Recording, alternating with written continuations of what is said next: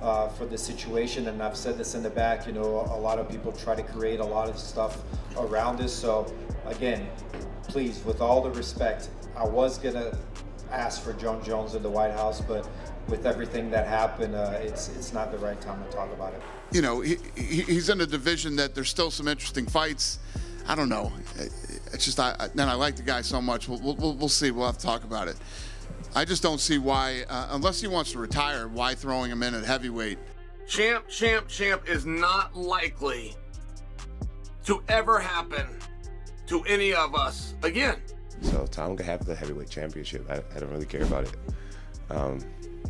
That my value doesn't lie in belts anymore. I've created something much bigger. I want Pereira. With Alex Pereira's devastating victory, things just got shaking already. Moments after reclaiming the UFC light heavyweight title at UFC 320, the MMA world erupted, not just because of the knockout, but because of what Pereira almost did next. Alex, first of all, congratulations on the victory. Did you know you were going to fight him as aggressively as you did because of how injured you were in the first fight and how you wanted to correct that in the second fight? Or did you just get in there and feel the emotions of the moment? Não. Isso tudo faz parte do plano. Algumas semanas atrás, o Glover deu entrevista e avisou. Falou, pô, tá um vez diferente. Primeiro round, vocês já vão ver com essa convicção. Mas ninguém acreditou. No, that was all part of the plan, and Glover even did an interview and he said, you guys are going to see the difference in the first round, so it was all planned out. After dismantling Ankalaev in the very first round, Pereira looked calm but dangerous. Got a champion? Who knows? He just changed the landscape of the sport again. Behind that calm exterior, though, was a plan. A call-out that could have shaken the UFC to its core. He admitted later that he was going to challenge Jon Jones, the former heavyweight king, right there inside the cage. But instead he chose to dedicate his victory speech to Jones' late brother, Arthur Jones, holding off what could have been one of the biggest call-outs in UFC history. Alex, right here. I know you said you're interested in a super fight. Can you elaborate on that? Is it the winner of Tom Aspinall and Ciryl Gane? Or it sounded like maybe before everything happened with Jon Jones in his personal life, you were maybe planning a call out of him. I'll answer his question and I'll answer this subject one time. And, you know, I with all due respect, with all the respect I have for the situation, and I've said this in the back, you know, a lot of people try to create a lot of stuff around this. So again, please, with all the respect, I was gonna ask for Jon Jones in the White House, but with everything that happened, it's not the right time to talk about it. While Pereira was busy celebrating his dominant win, someone else was already calling his name. Khamzat Chimaev. The UFC middleweight champion didn't waste a second after watching Pereira's knockout of Ankalaev.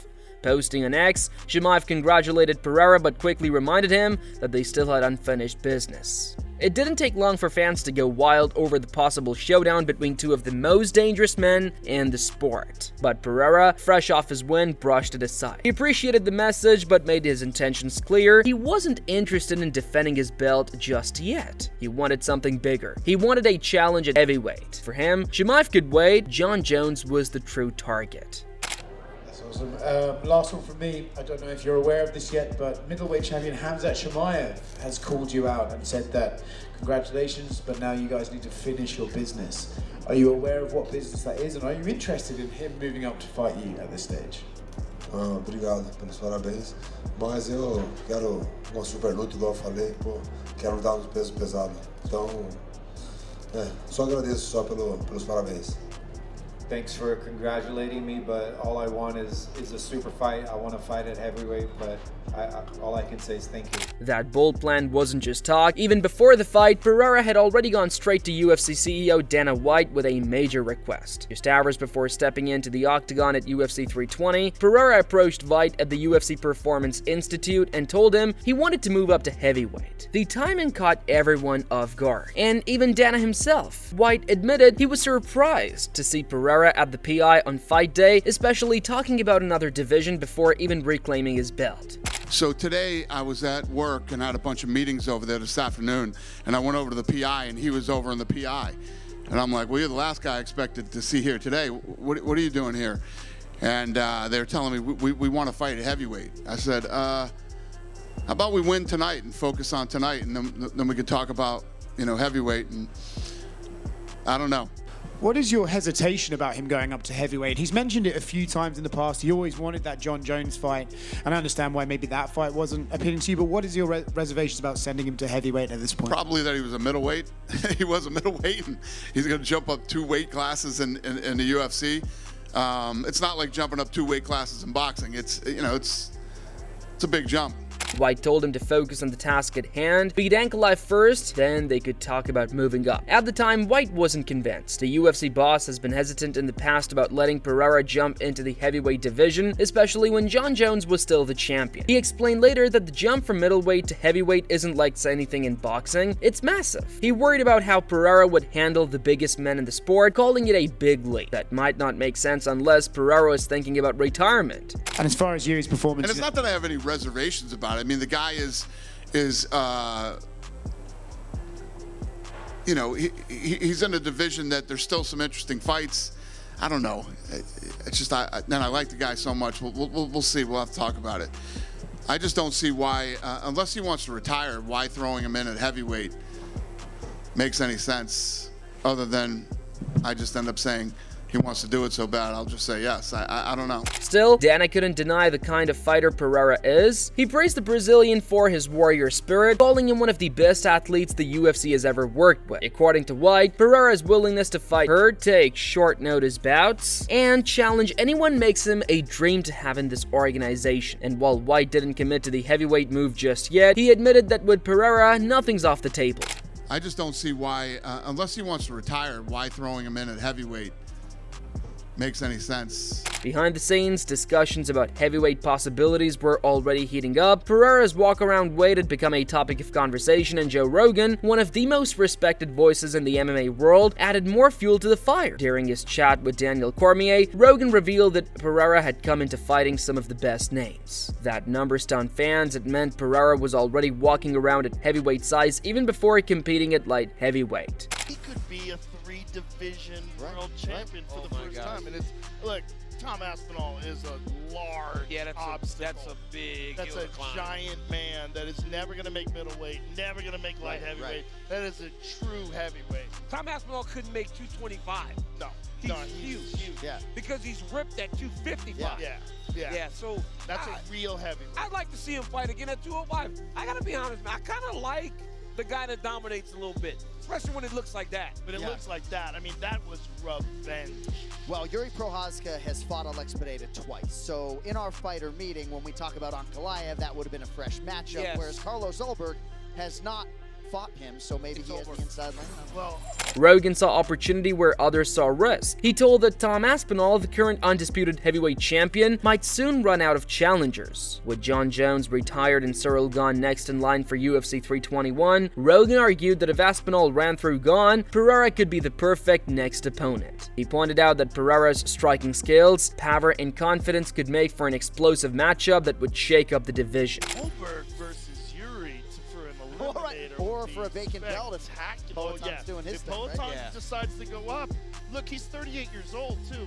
At a certain point in time, he's going to be done with this. And it's not, we got to appreciate him now. Because he doesn't have 10 years left. I mean, it's just, heavyweights can fight a little longer, but, 41, 42. Hey, man, let me tell you something. Fighting in there at 41, it ain't fun.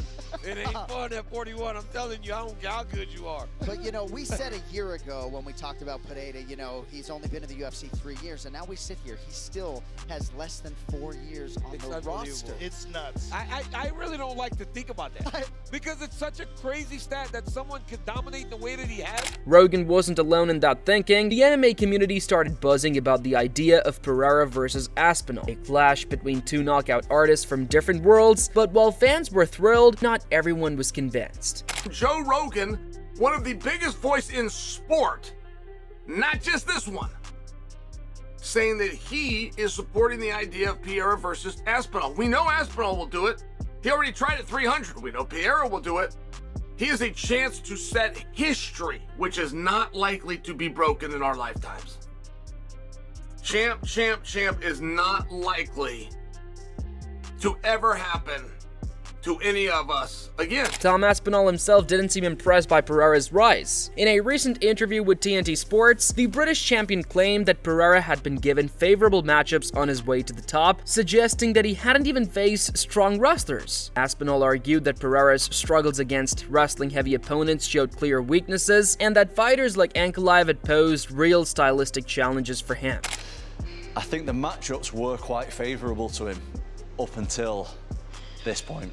I think the threat that Ankalaev brings in, him being a southpaw, him controlling the range really well, and him just with the threat of the takedowns, even in the first fight we didn't really see him really go for the takedowns too much, but I think just the threat being there, I think stylistically he's a bad matchup for Pereira, and I wouldn't be surprised if he does it again. But Pereira didn't take those comments lightly. During the UFC 320 media day, he responded with calm confidence, reminding everyone how far he's come. He pointed out that he entered MMA with almost no grappling background, coming straight from kickboxing, and yet still managed to dominate on the biggest stage in the world. To him, every fight in the UFC is tough, and every victory proves that he belongs at the very top.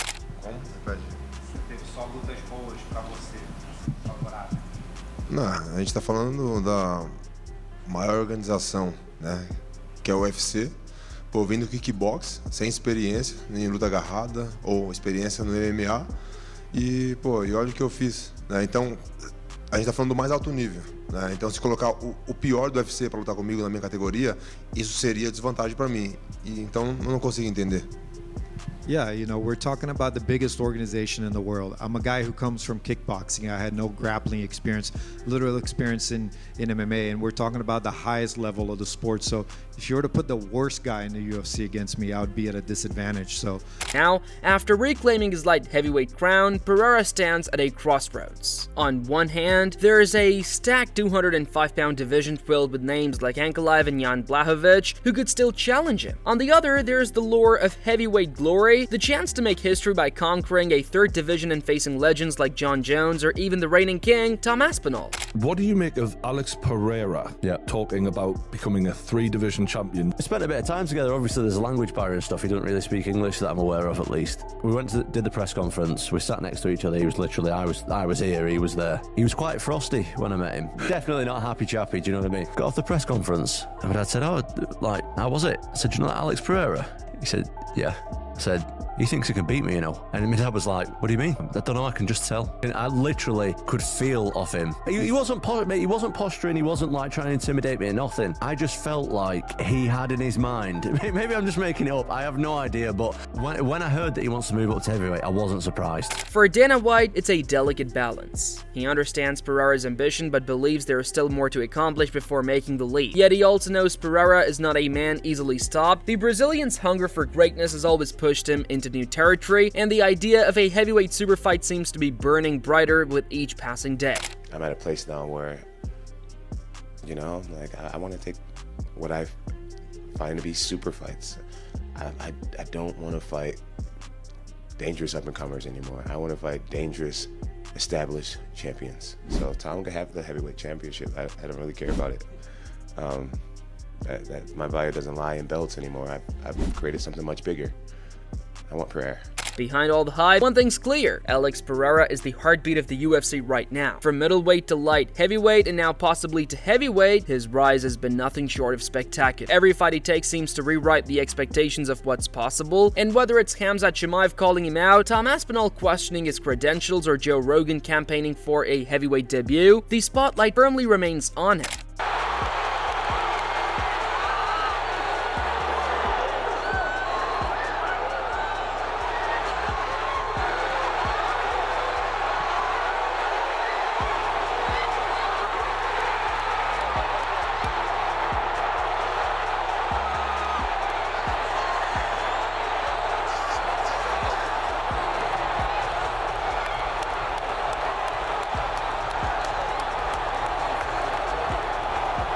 Even Dana White, who once dismissed the idea of Pereira fighting at heavyweight, now seems open to letting him chase the challenge, especially if that's what it takes to keep one of the UFC's biggest stars motivated. For Pereira, it's never been about staying comfortable, it's about creating moments that the world won't forget. Smash. Yes! Elbow him! Get those elbows in! Yes! Come on! Where is Vanessa? Oh my God!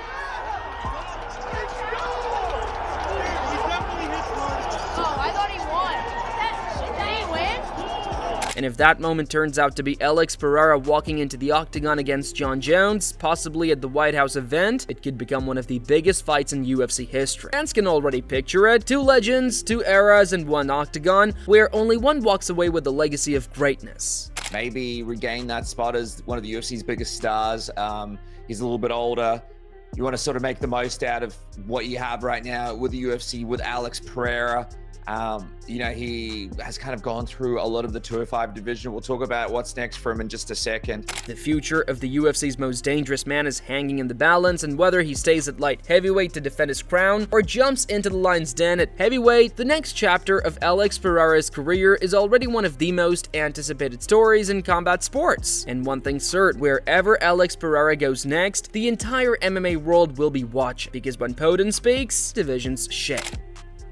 I don't let it really affect me, you know, and that's why I even said, you know, ask Dana in the press conference how many times I turned down a fight, and Dana said he's never turned down a fight, even when he's traveling on vacation, whatever it was. But he said a lot of things, that I was going to go back and work at a tire shop, and just a lot of things through this whole time that he shouldn't have said. So I was going to ask you, in the face-off, you were caught on camera saying, I don't want to go back to the tire shop. Obviously, the people who followed your story understand the significance of that. But for those who don't, what is the significance behind those words, and why did you feel you had to tell him that at that moment? Para me lembrar depois, né, eu joguei pouco de responsabilidade, né, para mim mesmo, né, que eu ia lembrar disso, porque eu já falei algumas vezes antes, né. So, what do you think? Should Alex Pereira really move up and face Tom Aspinall or Jon Jones next, or should he stay at light heavyweight and dominate the division a little longer? Drop your thoughts below, hit that like button, and don't forget to subscribe for more updates from the world of combat sports, because this story is far from over.